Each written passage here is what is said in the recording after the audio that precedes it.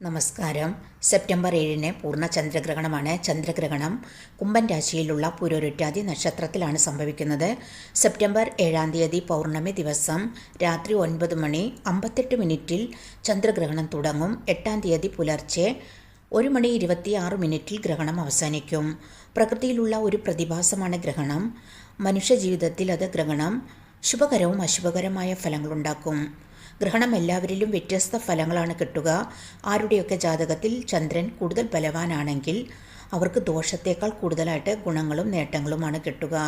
പ്രതീക്ഷിക്കാത്ത നല്ല മാറ്റങ്ങൾ, എന്നാൽ സാമ്പത്തിക നേട്ടങ്ങളൊക്കെ വന്നു ചേരും.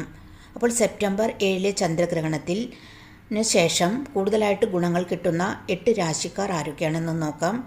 മേടൻ രാശിക്കാർ, ഇടവൻ രാശിക്കാർ, മിഥുനൻ രാശിക്കാർ, ചിങ്ങൻ രാശിക്കാർ, കന്നി രാശിക്കാർ, തുലാം രാശിക്കാർ, ധനു രാശിക്കാർ, മകരൻ രാശിക്കാർ. ഇത്രയും രാശിക്കാർക്കാണ് കൂടുതലായിട്ട് ഗുണങ്ങൾ കിട്ടുക. മറ്റ് രാശിക്കാർക്ക് ഒരു സമ്മിശ്ര ഫലമാണ് കിട്ടുക. അപ്പോൾ പരിഹാരമായിട്ട് നിങ്ങൾ ഓം നമഃശിവായ 21 തവണ ചൊല്ലുന്നത് കൊണ്ട്, അതുപോലെ നെറ്റിയിൽ ഭസ്മം തൊടുന്നത്, പിന്നെ ഗ്രഹണം കഴിഞ്ഞതിന് ശേഷം കുളിക്കുന്നതൊക്കെ നിങ്ങൾക്ക് എല്ലാം ദോഷങ്ങളൊക്കെ മാറി എല്ലാവരിലും ശുഭഫലവും ഭാഗ്യവും വർദ്ധിക്കും. വീഡിയോ ഇഷ്ടമായാൽ സബ്സ്ക്രൈബ് ചെയ്യാനും ലൈക്ക് ചെയ്യാനും കമൻറ്റ് ചെയ്യാനും മറക്കരുത്. Thank you.